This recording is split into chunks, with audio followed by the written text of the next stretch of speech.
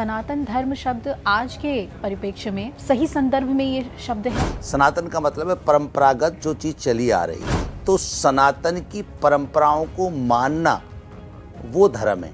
हिंदू धर्म नहीं है, धर्म तो सनातन है। सनातन परंपराओं को मानना धर्म है। तो आजकल हिंदू धर्म की जगह सनातन धर्म शब्द का ज़्यादा प्रयोग हो रहा है। आप इस पर क्या कहना चाहेंगे? ये सनातन धर्म शब्द आज के परिप्रेक्ष्य में जो सही संदर्भ में ये शब्द है?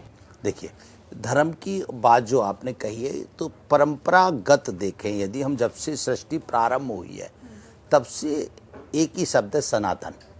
सनातन का मतलब है परंपरागत जो चीज़ चली आ रही है।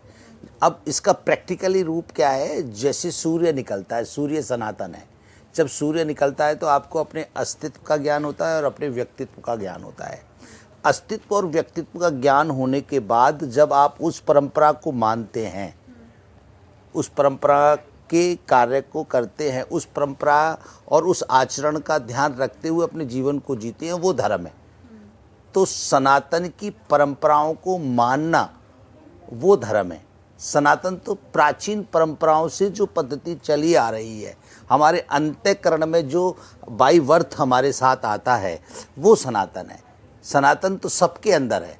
सनातन मूल सृष्टि का केंद्र सनातन है। यानी धर्म सनातन के अंदर है। जी, धर्म तो देखिए, धर्म क्या है? धर्म तो परंपराओं का, आचरणों का सम्मान करना और उनको फॉलो करना, उनको मानना, ये धर्म है। जैसे हिंदू शब्द अभी आपने कहा कि हिंदू धर्म नहीं है, धर्म तो सनातन है। सनातन परंपराओं को मानना धर्म है। तो जो सनातन की परंपराओं को मान रहा है वही हिंदू है, तो वो हिंदू धर्म हो गया। जो सनातन की परंपराओं को नहीं मान रहा वो दूसरे धर्म में चला गया। तो धर्म बोल के सब्जेक्ट नहीं है, सब्जेक्ट परंपराओं को जानना, परंपराओं को मानना, संस्कारों को जानना, संस्कारों को मानना, यही सनातन है और मानना धर्म है।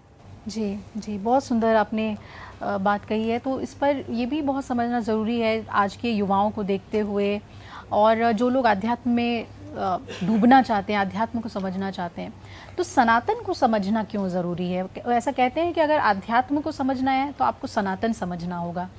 क्यों? ये दोनों क्या पर्याय हैं क्या? बिल्कुल। जैसे दो आश्रम है, इसलिए समझना जरूरी है। दो आश्रम है, एक गृहस्थ आश्रम है, एक विरक्त आश्रम है। या तो आप गृहस्थ में रहेंगे या विरक्त में रहेंगे। गृहस्थ कहते हैं जहाँ पर नारी का वर्ण किया जाता है, धर्म से जुड़ना। जैसे धर्म पत्नी, धर्म किसी से नहीं जुड़ता परंतु पत्नी से जुड़ता है, धर्म पत्नी। धर्म पुरुष नहीं बोलते। तो जो धर्म के पथ को प्रशस्त करती है उसको धर्म पत्नी बोलते हैं। तो जो नारी का वर्ण करके उसको धर्म पत्नी के रूप में स्वीकार करता है तो वो गृहस्थ जीवन को प्रारंभ करता है। जो शादी नहीं करते, विवाह नहीं करते हैं, जो विरक्त में परमात्मा की उपासना करते हैं, वो विरक्त में चले जाते हैं। तो दो प्रकार के आश्रम है, एक गृहस्थ आश्रम और एक विरक्त आश्रम। तो यदि आप गृहस्थ में रहते हैं तो आपको सनातन को जानना अति आवश्यक है, क्योंकि जब तक आप सनातन को नहीं जानेंगे तब तक आप अपनी जीवन की उन्नति का मार्ग प्रशस्त नहीं कर पाएंगे। अगर आपको हमारा ये वीडियो पसंद आया हो तो हमारे चैनल जीवांजलि को सब्सक्राइब करें